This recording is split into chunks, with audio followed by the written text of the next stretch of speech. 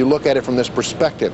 Now, inside this building, there is a rescue effort. There is also a war planning effort that is undergoing. The planning is being undergone as we speak now. This will be the place where they will still try to plan and execute this war. It will not be a single cruise missile attack. It will not be just one quick action. It will be a long and sustained effort, but different from anything that we have ever seen before, we are told, because the enemy doesn't have a standing army. He's not like Saddam Hussein's Republican Guard. The enemy doesn't have a standing navy. They operate out of apartment buildings, out of hotel rooms. They use computers and laptops and the internet and cellular phones, and they're very hard to track. But the United States is in it for the long haul, and they say they are ready to take action. Here's Donald Rumsfeld speaking earlier this morning, the Secretary of Defense, on Fox News Sunday. Our goal is to stop countries from harboring and financing and fostering and facilitating worldwide terrorism against the United States of America and our interests, our friends and allies.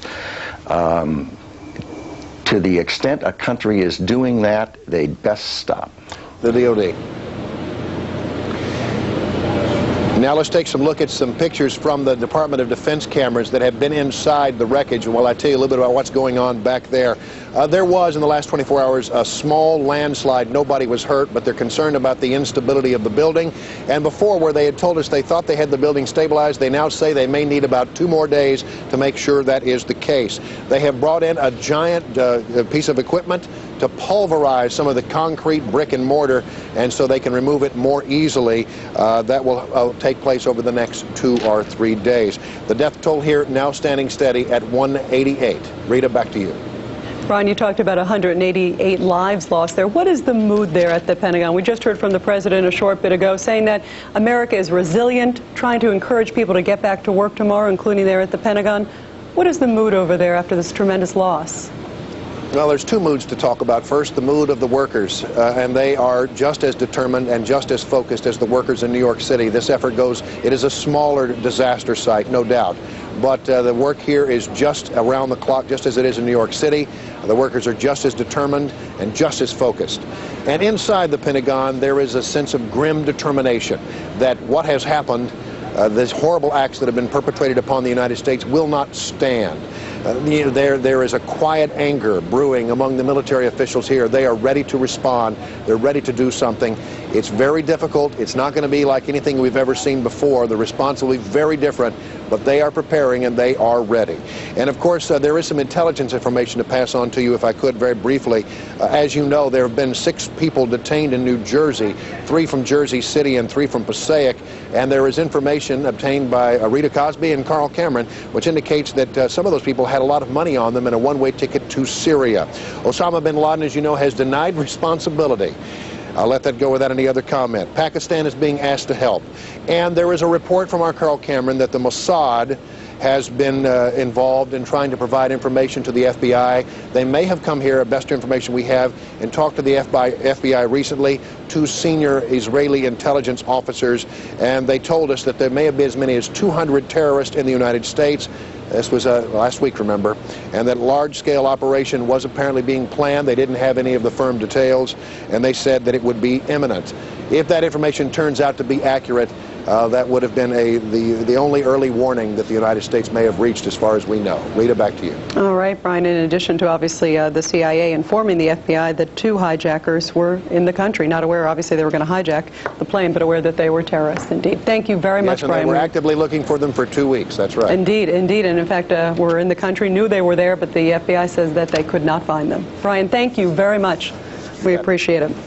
And of course, Brian was talking about the scene in New York City, obviously a tough scene there at the Pentagon, but New York City just looks like an absolute destruction zone.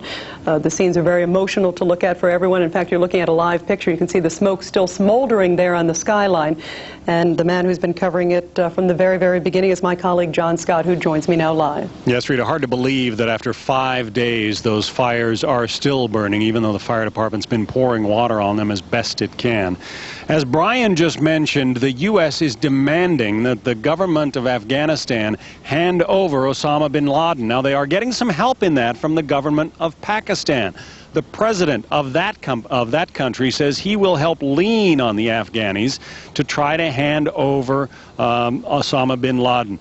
Now, Fox's Amy Kellogg is joining us live now on the Fox phone from Islamabad with the latest on those negotiations. Amy?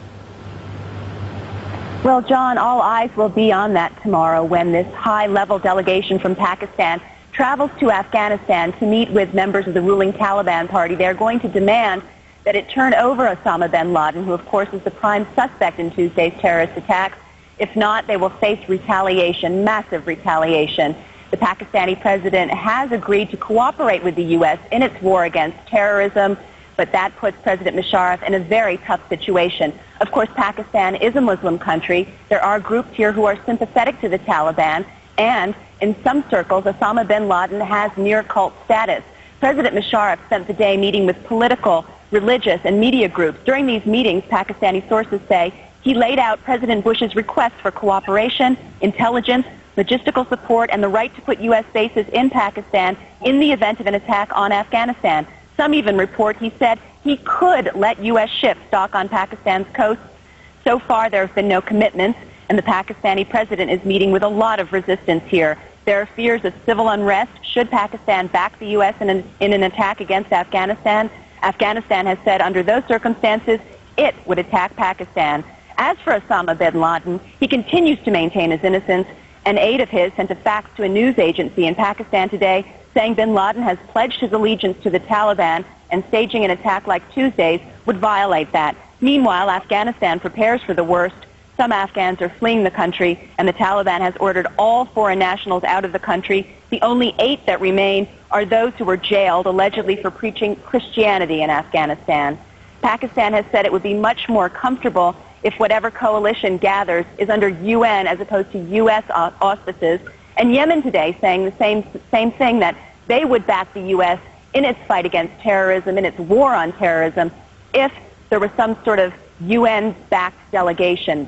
And as for countries who are sort of bowing out of the cooperation effort, Tajikistan, which is a former Soviet republic which shares a border with Afghanistan, has said it will not allow U.S. troops to use it as a base of operations. Reporting from Islamabad, Pakistan, Amy Kellogg, Fox News. John, now back to you. Amy, thanks very much. Here in New York City, the death toll is climbing, the number of missing climbing as well, as the search goes on for survivors in that terrorist attack on the Twin Towers. Our Todd Connor is live now at Ground Zero with an update for us. Todd?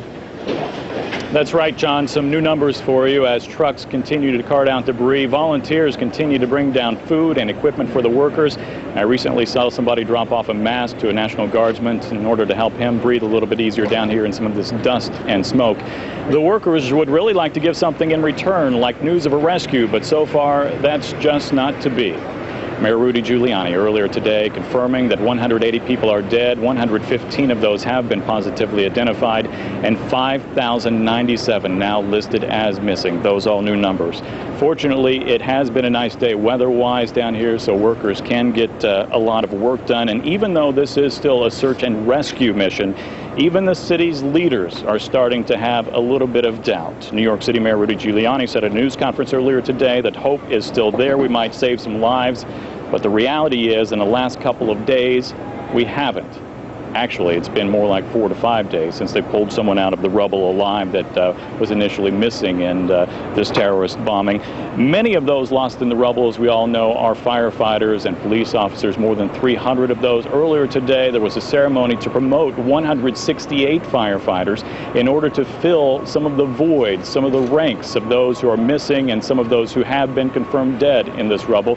The fire commissioner wanting to get things back to normal as soon as they can and to unite as a department and get back to normal. As I said, the mayor saying that the prayer of every single New Yorker and American is with you guys as he spoke to the firefighters.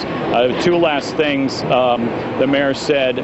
1, tourists, rubberneckers, just stay the heck out of here. They don't need you down here. You're running, you're confusing things, you're causing some problems. And the second thing, the mayor said, just try to continue as much as you can with your normal lives. Go shopping if you must. I know I live near a flea and antique market. People were out there shopping at an antique fair earlier today.